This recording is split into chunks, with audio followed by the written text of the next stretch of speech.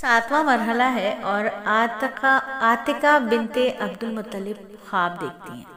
عاتقہ بنت عبد المطلب یہ وہ خاتون ہے جو حضرت عباس کی بہن ہے اور رسول اللہ صلی اللہ علیہ وآلہ وسلم کی پھوپھی ہے۔ ابو سفیان کے قاصد سمزم کے پہنچنے سے پہلے اس خاتون نے مکہ مکرمہ میں یہ عجیب خواب دیکھا کہ ایک شتر سوار اچانک مکے کے مقام ابتخ میں پہنچا اور پھر ایک ہولناک آواز سے قریش کو اس طرح پکارا ہے کہ اے غداروں کی جماعت، فوراً 3 دن کے اندر اندر اپنی مقتل گاہوں کی طرف نکل جاؤ۔ میں نے دیکھا کہ لوگ اس کے ارد گرد اکٹھے ہوئے تو وہ اونٹ سمیت بیت اللہ پر چڑھ کر زور زور سے پکارنے لگا، اے غداروں کی جماعت، 3 دن کے اندر اندر فوراً اپنے پچھڑنے کی جگہ کی طرف چل پڑو۔ پھر شخص نے جبل ابو قبیس پر جا کر اسی طرح نعرہ لگا کر قریش کو نکلنے کے لیے پکارا اور بعد میں جبل ابو قبیس سے اس نے ایک بڑے پتھر نیچے کی طرف لڑکا دیا۔ وہ پتھر نیچے آ کر کئی ٹکڑوں میں تقسیم ہوا۔ کفار قریش کے ہر چھوٹے بڑے گھر میں ایک ٹکڑا جا گرا۔ اب عاتقہ نے یہ خواب اپنے بھائی عباس رضی اللہ تعالیٰ عنہ کے سامنے بیان کیا۔ کہا کہ مجھے خوف ہے کہ تیری قوم قریش پر کوئی عام مصیبت آنے والی ہے۔ اے بھائی، اس خواب کو کسی کے سامنے ظاہر نہ کرنا۔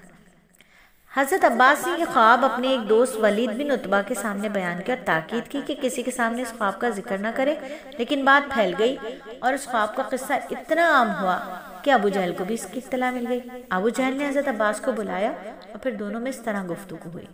ابو جہل: اے عبد المطلب کی اولاد، تم میں یہ عورت کب سے نبیہ بنی ہے؟ عباس: بات کیا ہے، کیا ہوا؟ ابو جہل: وہ عاتقہ نے جو خواب دیکھا ہے وہی بات ہے۔ عباس: اور اس نے کیا خواب دیکھا ہے؟ ابو جہل: وہ کہتی ہے کہ میں نے فلاں فلاں خواب دیکھا ہے۔ عباس: عاتقہ نے کچھ نہیں دیکھا، تم خواہ وہم کرتے ہو۔ ابو جہل: اے عبد المطلب کی اولاد، تم اس پر راضی نہ ہوئے کہ تم نے ایک نبی کھڑا کیا، یہاں تک کہ اب تم نے ایک عورت کو نبی بنا دیا؟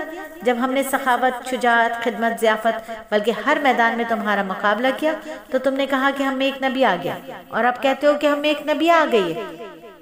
لات اور عزا کی قسم میں کبھی نہیں مانوں گا۔ ابھی میں 3 دن تک اس خواب کے سچے ہونے کا انتظار کرتا ہوں۔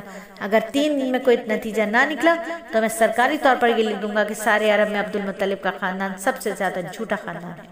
عباس: اے بزدل، جھوٹے ہونے کے لیے اور اس طرح کمینگی کرنے کے لیے تم ہم سے زیادہ مستحق ہو۔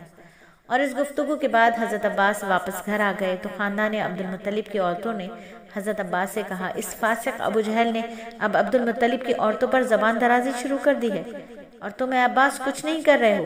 حضرت عباس نے فرمایا، اب میں ان کے سامنے جاؤں گا، اگر پھر وہ کوئی بات کی تو میں ان کی خبر لوں گا۔ ابو جہل 3 دن گزرنے کا انتظار کرتا رہا۔ پھر اچانک تیسرے روز ابو جہل مکہ مکرمہ کے ایک دروازے سے پریشان دوڑتا ہوا نظر آیا۔ معلوم ہوا کہ ابو سفیان کا قاصد سمزم مکہ میں پہنچ گیا اور اہل مکہ کو قافلے کی مصیبت سے آگاہ کر رہا ہے۔